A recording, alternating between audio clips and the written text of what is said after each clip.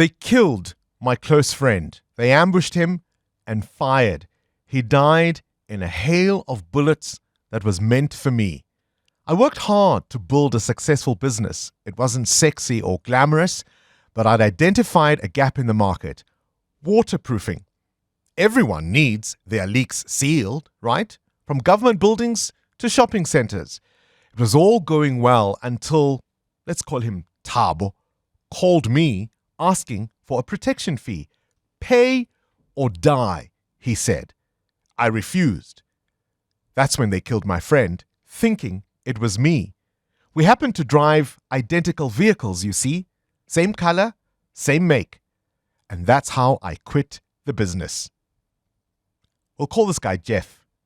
His is an all too familiar story. From KZN to Gauteng and other parts of the country, the so-called construction mafia are terrorizing business owners, and many either pay, quit the industry, or they die. Dean Macpherson is the Minister of Public Works and Infrastructure and says this is a problem we need to deal with decisively. A very good morning to you. Thank you for your time once again. I imagine you're beginning to settle in now. Good morning. Yes, it's about nearly 2 months now. So we're sort of into the swing of things and looking at our priorities and trying to move as quickly as we can. Obviously, a new space for someone like myself who spent 10 years on the opposition benches, but I'm very much up to the task, Bongani, and looking forward to what the future holds. One of my first questions to you following your appointment as minister was about the construction mafia. It's a serious crime that's been allowed to take root and spread. I want you, if you will, to please listen to a clip of an interview I conducted in March 2020 with the CEO of the SA Forum of Civil Engineering Contractors, Webster Mfebe, speaking about the prevalence of the construction mafia. This was from 4 years ago. Have a listen, Minister. They go on site, armed, demand a stake in the project.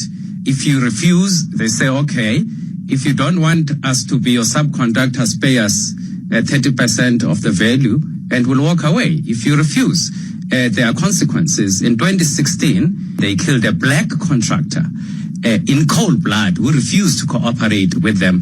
And that case is still pending and no one has been arrested. It's been a scourge for a long time and it's been allowed to fester, has it not? Well, I've heard Webster's story and Jeff's story repeated across this country.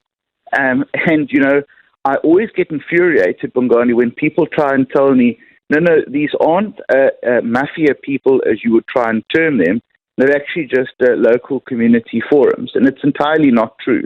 And they are well organized, they're well armed, they use violence and murder to achieve their goals. And we've really all got to get on the same page and accept that these are not just benevolent people. And Webster makes an important point when he talks about the so-called 30% set aside. And Bongani, that is the real gateway that these criminals are using to get into these projects. Now, this issue was introduced by former President Jacob Zuma overnight. It's not legislated anywhere. It's just was a regulation that he inserted into Treasury procurement, into the public sector.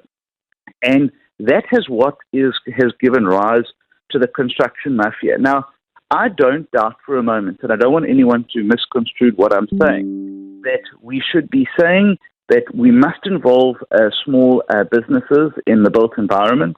We must involve communities in public spending.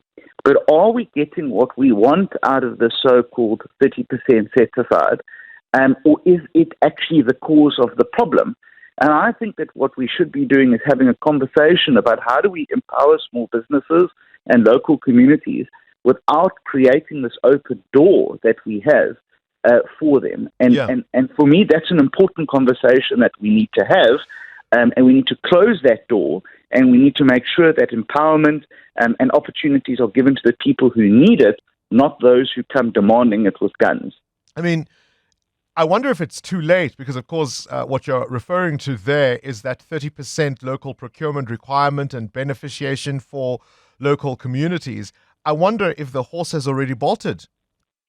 Well, we're going to have to try and put that horse back in the stable, or else we're going to sit with the problem that we have, where we have over 50 projects, major projects across the country that are delayed, stopped, or withdrawn, tens and tens of billions of rands worth investment that are sitting idle, investors that don't want to support government-led infrastructure projects.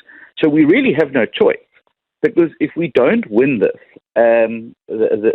battle, well, then we might as well pack up shop and hand the government over to gangsters who have the biggest guns, and that's not something that I'm prepared to do.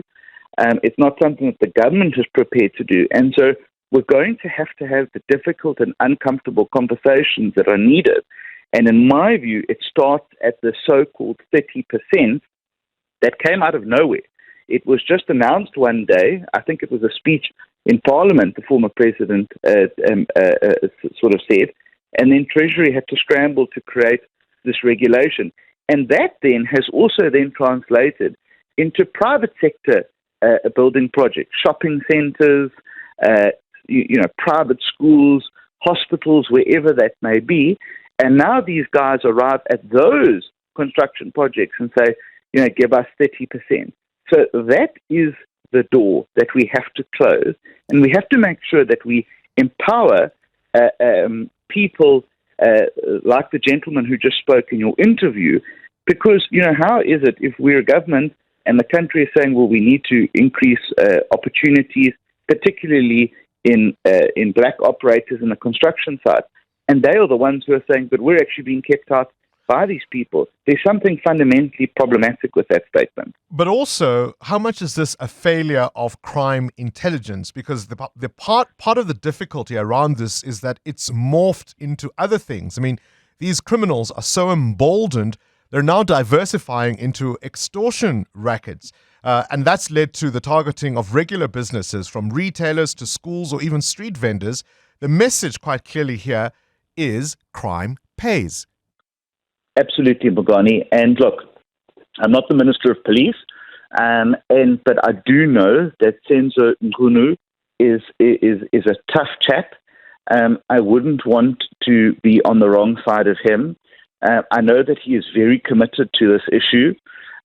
Just last night in Pietermaritzburg, we had 5 people arrested at a construction site that were trying to intimidate and threaten and extort contractors there, and the SAPS service task team in KwaZulu-Natal was immediately dispatched and they arrested them.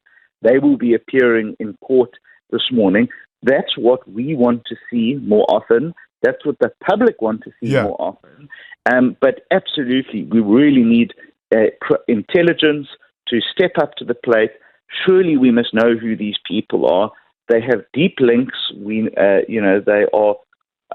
who they are. They're always driving around in the most expensive cars with 10 people with AK-47s around them. I mean, they're hardly, sort of discreet. They're hidden in plain sight. I mean, do we have any data from a public works and infrastructure point of view? Do we have any data in terms of number of incidents, in terms of people who might be involved?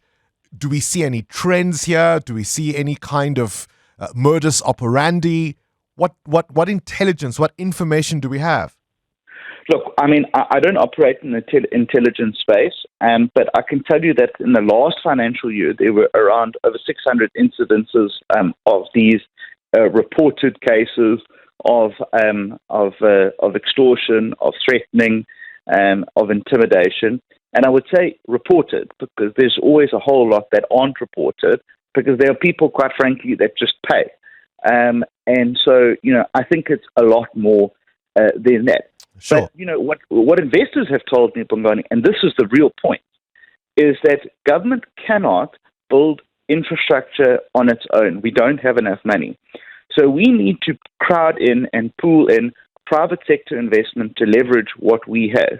They are saying to us, look, we're going to find it very difficult to invest in projects where our capital is going to be tied up, where our margins are going to be reduced, or where those projects just don't take place at all after outlying, consulting fees to get the project going.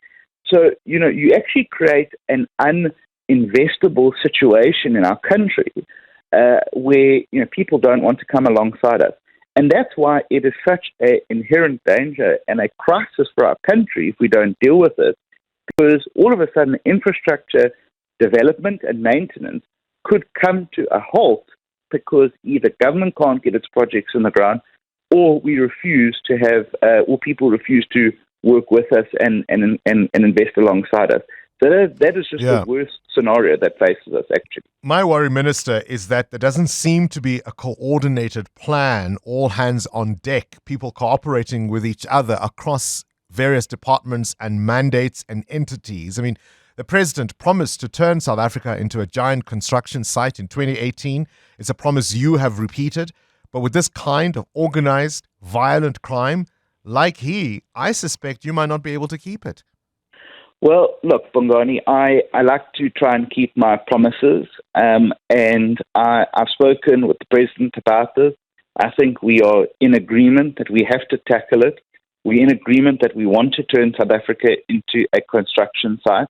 And I don't disagree with your earlier statement that there is a disorganization across the various spheres in dealing with this.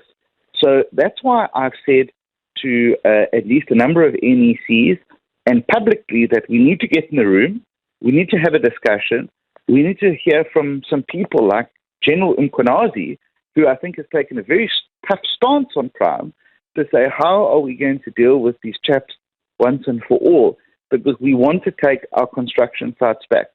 Then if we have a level of agreement of how we're going to approach them, whether it's through the different provinces, through the metros, where they are also prevalent, through our law enforcement officers and justice system, and then we can say, I tell you what, this is the single voice that we are now focused on. And anyone who's not going to play in that space is actually then going to not just be disagreeing with myself as the minister responsible for the built environment, but actually all three spheres of government that have signed on to this. So we're trying to organize that as quickly as possible so that South Africa knows what the single standpoint is across all the different spheres, and that we are then going to meet these people head on. We're going to take back our construction sites. We're going to take back our country, and we are going to get shovels into the ground as we have promised the electorate. It's a question of leadership. Appreciate your time. Dean Macpherson is the Minister of Public Works and Infrastructure. Current events, developing stories, tough questions. Your voice making a difference. This is Breakfast with Bongani Bingwa.